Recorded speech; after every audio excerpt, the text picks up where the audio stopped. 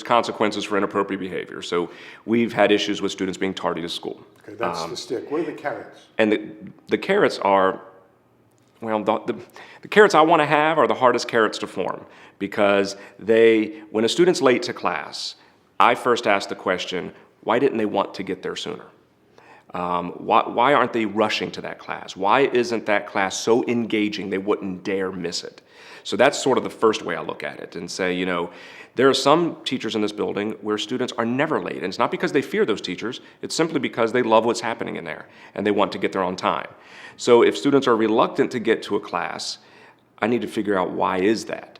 So of course there are consequences for being tardy. Being on time is definitely a life lesson that we all need to learn. But I first want to look at student engagement and what's happening in the classrooms. Does the child want to be there? And if they don't, why? And is it something we're doing? And if it's something we're doing, we need to fix it. We are a capital gains school, and we've got tons of press about that. And that's because we are part of a study with Harvard University that's rewarding students for attendance, behavior, and academic achievement. So our kids are fiscally rewarded for being on time, behaving, and earning high grades. So that is a big carrot, and it's real money. It's not a token economy, it's a real economy. Something like the report cards that came out recently. I wrote a personal note on all 300 report cards. Took them home over the weekend, wrote a note to every student on it. If they made the honor roll, I congratulated them. If their attendance was a little shaky, I wrote a note about that. If I thought they could have done better, I wrote a note about that.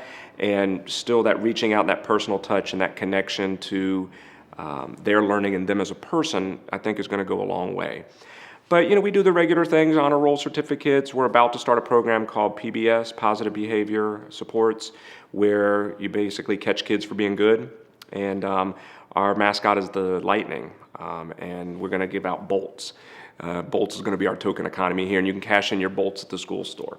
And that's just caught being good as opposed to caught being bad, just a refocus. So those are some of the things that we're doing that's grassroots, if you will.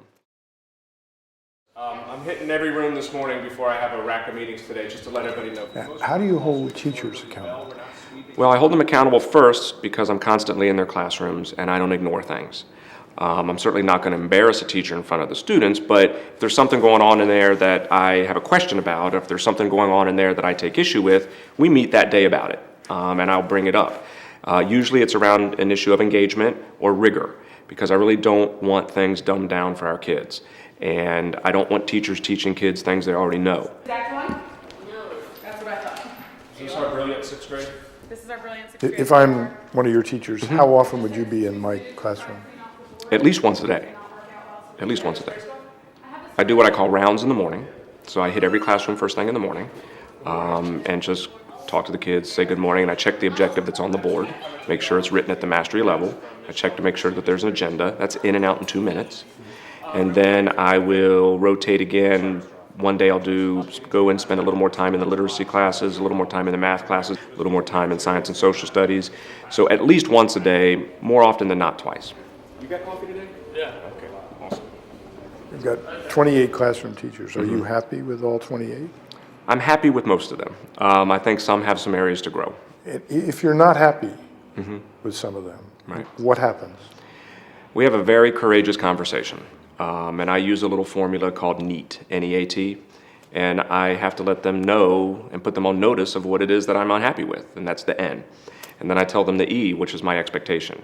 I notice this is taking place, here's what I expect it to look like, and then the A is the assistance I'm going to give them. I have 2 professional developers that came with me from Montgomery County who are sort of my left and right hands. And they are really directly, in contact with teachers every day, helping them improve their craft. So they are a big part of the assistance that we're going to give teachers. And then I give teachers a timeline. That's the T. This is when I'm going to come back in and check to make sure that this is fixed. And you sort of constantly revisit that formula all the time. So, is this your version of what the district calls the 90-day plan? Well, the 90-day plan, it's a smaller version of that. The 90-day plan, of course, is a bigger issue. In a structured observation, if you rate a teacher unsatisfactory in 6 or more categories or 6 or more indicators, then they qualify for a 90-day plan, which is the T, really. I'm giving you 90 days to make these improvements. But I'd rather not get to a 90-day plan. Because if I get to a 90-day plan, that means a teacher is unsatisfactory in at least 6 of the indicators in a structured observation. That's 6 too many. And those are students who are not getting the absolute best. So that's why I want to be in classrooms so frequently, is so that I can sort of keep my thumb on the pulse of how things are happening. Now, will we have teachers on 90-day plans here? Yes. Do we have teachers on 90-day plans? Yes. Because the situation merits that. But that 90-day plan is the T. I still have given notice, expectations, and offering assistance because this is someone's livelihood. This is their career. And, I don't take that very lightly. I'm not looking to just, push people out of this profession. But I have to make things very clear with people, and I don't apologize for this. My compass points towards what's in the best interest of students. And it's in their best interest to have exemplary teachers. And if you are not one or can't become one, then you can't work here.